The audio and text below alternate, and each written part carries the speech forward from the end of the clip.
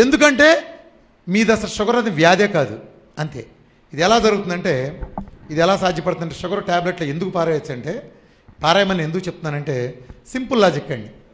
మన ఇల్లు ఉంది, చాలా శుభ్రంగా ఉంచుకుంటాం కదా ఇల్లుని. బయట నుంచి దుమ్ము తీసుకొస్తున్నాం, అందులో వేస్తున్నాం, జల్లుతున్నాం మొత్తం దుమ్ము తెచ్చి, దాన్ని సాయంత్రం కల్లా ఊడుస్తున్నాం. మళ్ళీ మరుస రోజు అంతే దుమ్ము తెస్తాం ఊడుస్తున్నాం. ఎందుకు చేస్తున్నావు రేపు పని మనం అడిగితే, ఇల్లు శుభ్రంగా ఉండాలి కండి అంటాడు. ఇల్లు శుభ్రంగా ఉండాలంటే దుమ్ము ఊడాలి కరెక్టే, కానీ ఇల్లు శుభ్రంగా ఉండాలంటే దుమ్ము వేయకుండా ఉండాలి, అంతే కదా పాయింట్. దుమ్ము వేసి ఊడ్చాలా, అసలు దుమ్ము వేయకుండా ఉండాలా? మరి షుగర్ పేషెంట్ చేసేది ఏంటండి? మీరేం తింటున్నారు తెలుసా? షుగర్ తింటున్నారండి. షుగర్ తిని షుగర్ ట్రీట్మెంట్ చేసుకుంటున్నారు. వాస్తవం అండి అది. షుగర్ అంటే పంచదార, బెల్లం జిలేబీ, లడ్డు ఇది కాదండి. మనం తినే అన్నం షుగర్ ఎంత ఉంటుందో తెలుసండి? షుగర్ దాంట్లో గ్లూకోన్ డి మనకి శక్తి ఇచ్చే గ్లూకోన్ డి ఉంది కదా, అందులో 100కి 100 గ్లైసెమిక్ ఇండెక్స్ చెప్తున్నాను, 100కి 100 ఉంటుందండి గ్లూకోజ్ షుగర్ ఇండెక్స్.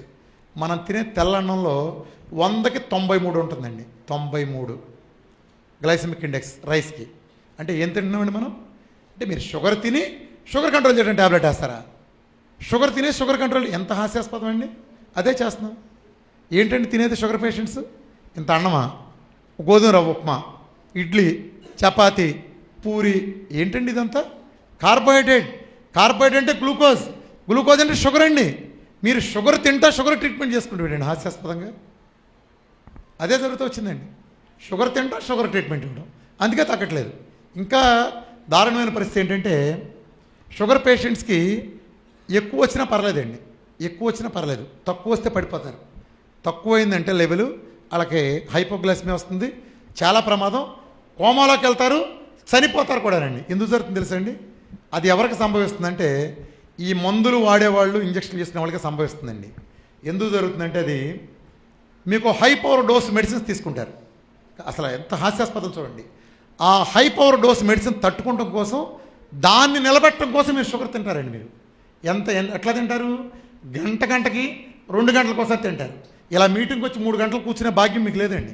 అలా చేసేసారు. ఏం జరుగుతుందో తెలుసండి? మీరు ఆల్రెడీ ఇక్కడికి వస్తే ఒక పవర్ఫుల్ ఇంజక్షన్ డోస్ పొడుచుకొచ్చారు. ఇక్కడ మీటింగ్ 4 గంటలు ఉంది.